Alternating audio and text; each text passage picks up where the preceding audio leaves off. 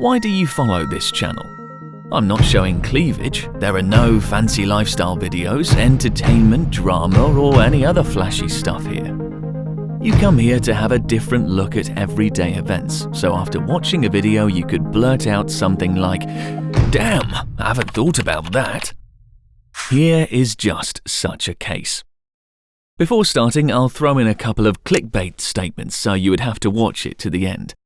By then you will have understood that governments are a temporary invention of industrial people, why women are constantly late, and why people tend to make love at about the same time.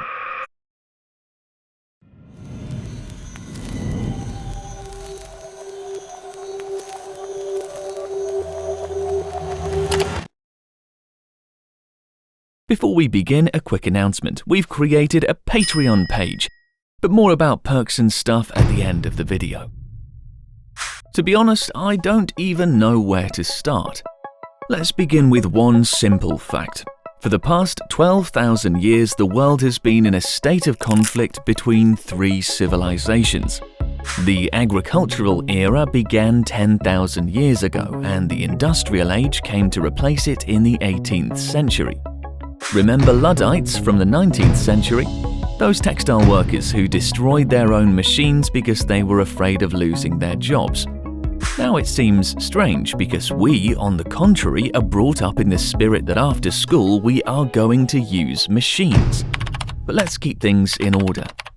It's not only about the machines and the fact that they once replaced people at some jobs, it's about the whole way of life, which affects family, education, medicine, work, country, laws, politics, and even entertainment. And before we see signs of the industrial era in our everyday life, we must first look at how we lived before, at the dawn of the first civilization.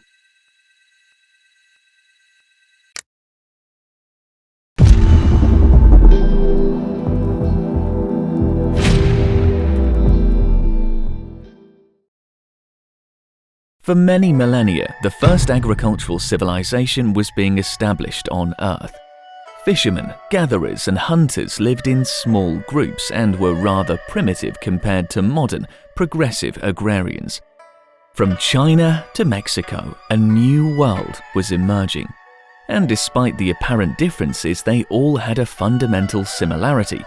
Land in these countries was the basis not only of the economy, but also of culture, family structure, and politics.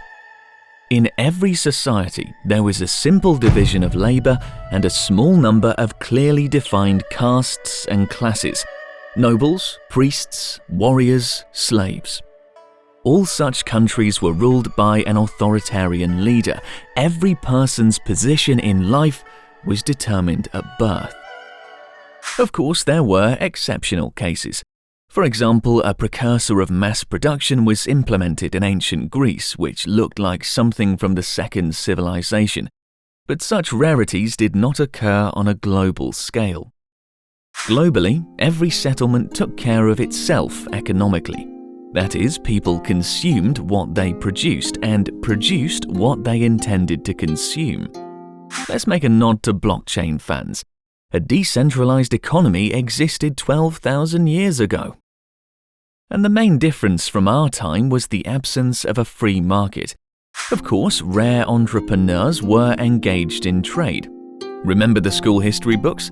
If they mentioned a trader, it was a poor fellow that had to travel to India by sea for devil knows how many weeks, taking 5 ships with him as an escort, and all for what? To bring back some pepper or cloves? You're afraid to move to another city, but imagine how difficult it was to run a business back then. There were no roads, no containers, no means of communication, and if your ship got lost, you would find out about that 2 months later. And I'm not even talking about the fact that when people were passing through different territories, they had to deal with all kinds of tolls, taxes, and monetary units. After all, dollars were not in use back then. In travelling across Europe, I had to change laws as frequently as horses. In general, it was one big mess, and only a few, like Bezos of their time, could handle it. People didn't work for the sake of the market, they worked to feed their families in their village. Try to compare it with how work is treated by modern people. You produce what you don't need but are paid for it so you could buy what you need. This is the main difference from the early civilization. Fernand Braudel writes, Even as late as the 16th century, the entire Mediterranean region, from France and Spain at one end to Turkey at the other, supported a population of 60 to 70 million, of which 90% lived on the soil, producing only a small amount of goods for trade. 60% or perhaps 70% of the overall production of the Mediterranean never entered the market economy. And the most interesting thing is that such a way of life, centered around rare and small-scale production, brought out a breed of very provincial people, most of which related only to the place where they were born. Only a very small group had interests outside the local area. People lived in large families that spanned several generations. Uncles, aunts, in-laws, grandfathers, grandmothers and cousins lived under the same roof and worked together as a production unit. Life at work and life at home were blended together. The division of duties was primitive. Roles changed to fit the needs of the season or due to illness of a relative or by an individual choice.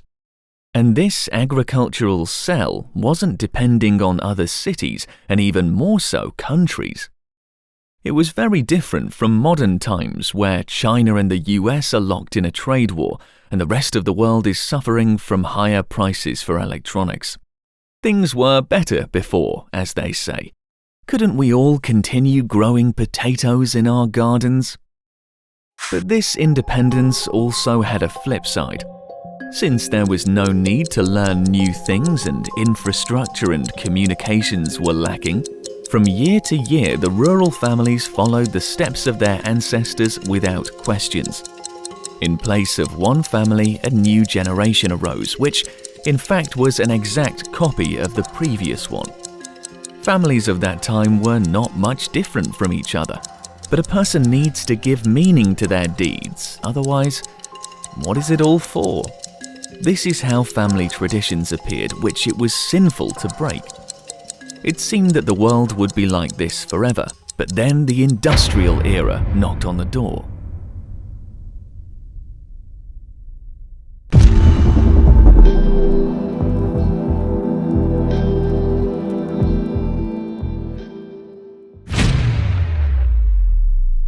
Many look at industrialization as a bunch of mega factories, but it is much more than smokestacks and assembly lines. It is a rich, multifaceted social system that influenced every aspect of human life and attacked every remnant of the past associated with the first civilization. In addition to factories, it supplied a farm with a tractor, an office with a typewriter, and a kitchen with a refrigerator. It created daily newspapers, cinemas, and subways.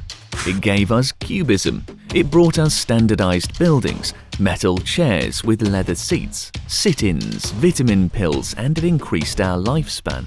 It made wristwatches and ballot boxes universal.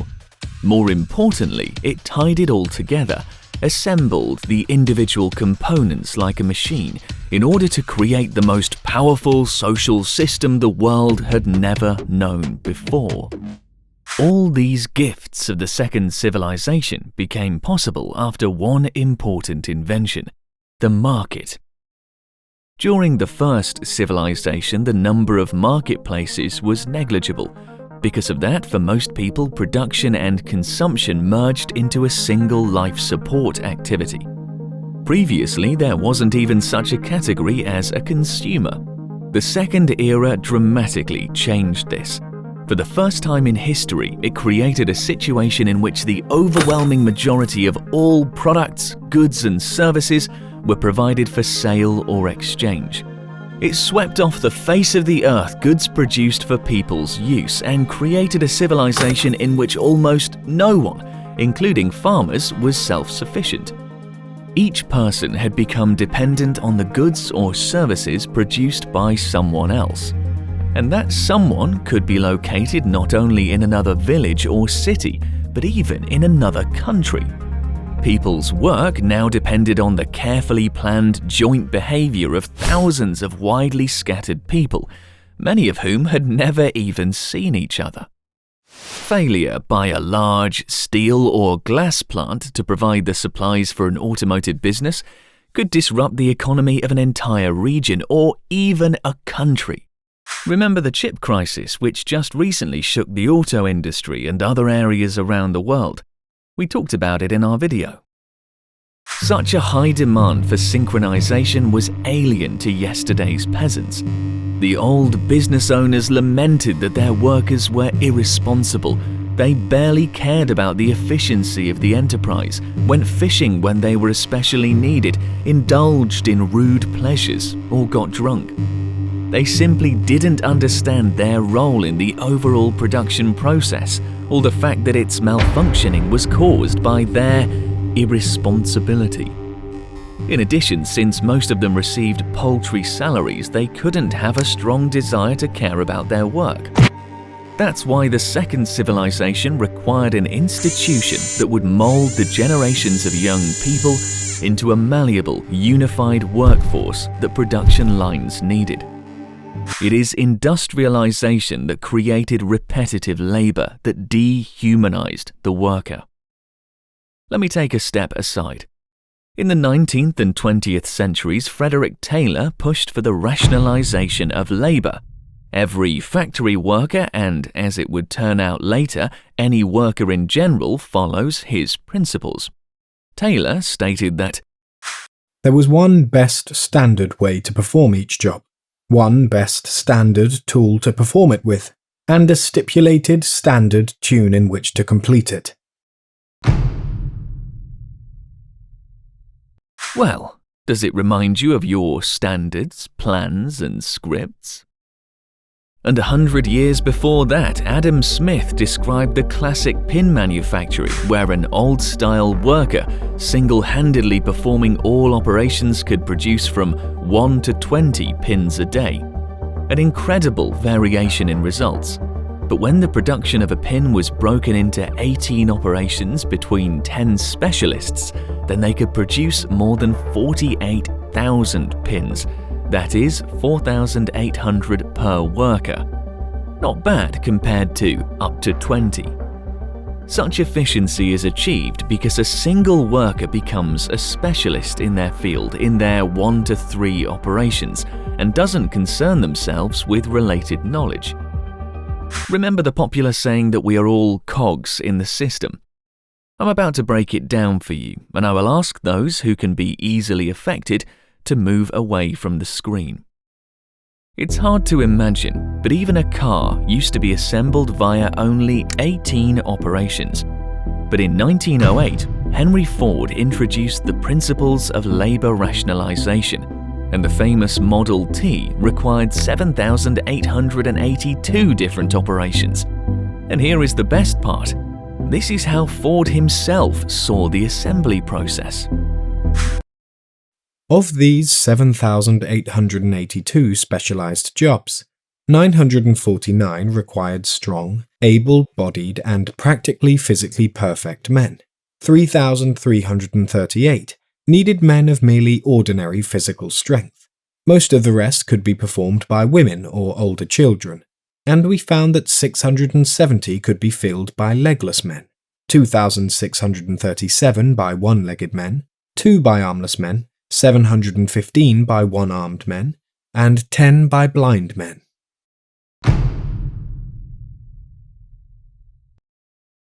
In short, specialized labor doesn't require the whole person, but only a part of them.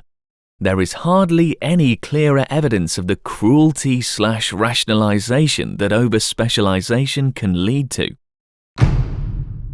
In the societies of the Second Era, everything was standardized.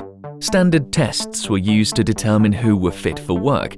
Pay rates had been standardized across all industries, as well as fringe benefits, lunch breaks, holidays, and complaint procedures.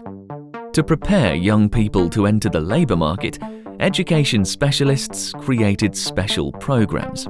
Tests with the possibility of a choice had been widely adopted. Meanwhile, the mass media started using standardized image systems, and millions of people read the same advertisements, the same news, the same stories. The suppression of minority languages by the central government, combined with the influence of the mass media, had led to the almost complete disappearance of local and regional dialects, and even languages such as Welsh and Alsatian. Standard American, English, French, or Russian had supplanted and replaced non-standard languages. Different parts of the country began to look exactly the same by using typical gas stations, posters, and houses. The principle of standardization had left its mark on all aspects of everyday life. Moreover, families now needed mobility because, unlike the times of the first civilization, they had to travel to the cities in search of a bigger paycheck.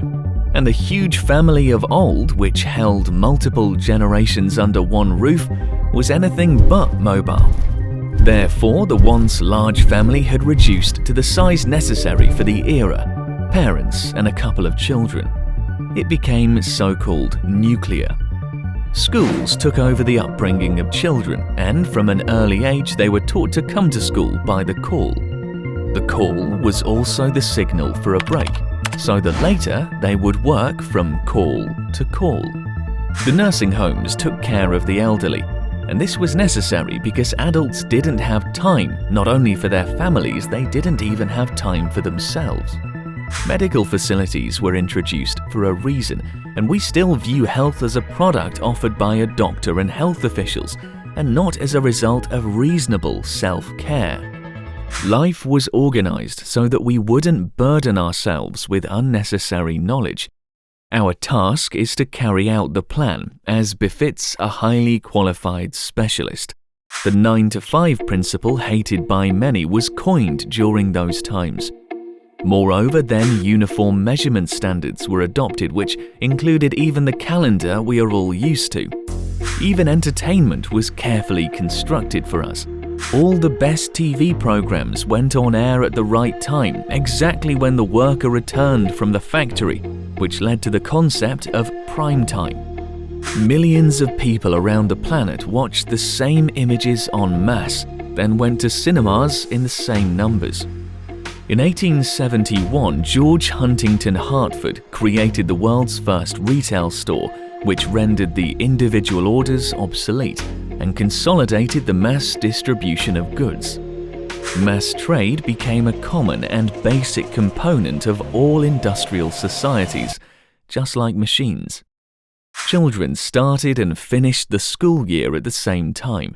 The hospitals woke up all their patients for breakfast at the same time. Transportation systems shook during rush hours. Families woke up at the same time, ate at the same time, went to work, worked, returned home, went to bed, slept, and even made love more or less in unison, like the rest of civilization.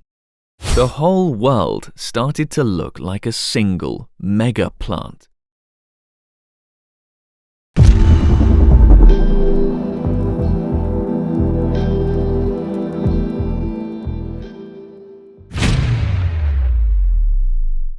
At the beginning of this video, I posed 3 questions.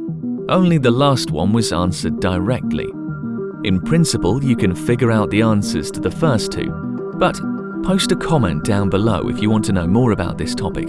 There's a lot to tell. And this video is based on the book The Third Wave by our beloved Alvin Toffler.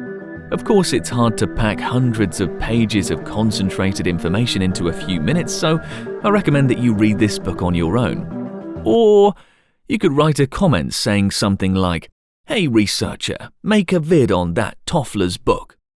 The thing is that old fella Toffler looks at civilization through the prism of 3 waves: agrarian, industrial, and informational. And unlike other authors, he paints a whole picture about our lives and turns it into a work of art. He doesn't just say that first we worked on the ground, then in factories, and now we use computers. He connects the everyday life of people, their leisure, relationships, and spices everything up with politics. Some people might find this information outdated. For some, it will be just right or even stunning.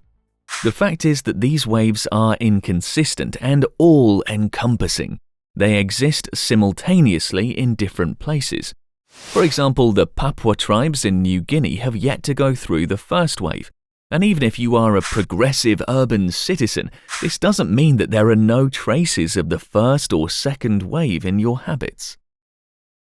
So, we are just about at the video's finale. In the beginning, I mentioned that we've created a Patreon page. One of the reasons for it is that the production of both English and Russian channels takes time and resources, and so far this one is unprofitable. In return, we offer some artwork, early access to episodes, on-screen mentions in our published videos, and other stuff. Check out the tiers for yourself. The link to our Patreon is in the description. We'd be grateful if you decide to support us. On this note, we are going to end the video. Smash the like button, hit the notification bell, subscribe to the channel, and share this video with your friends. And I'm the Researcher.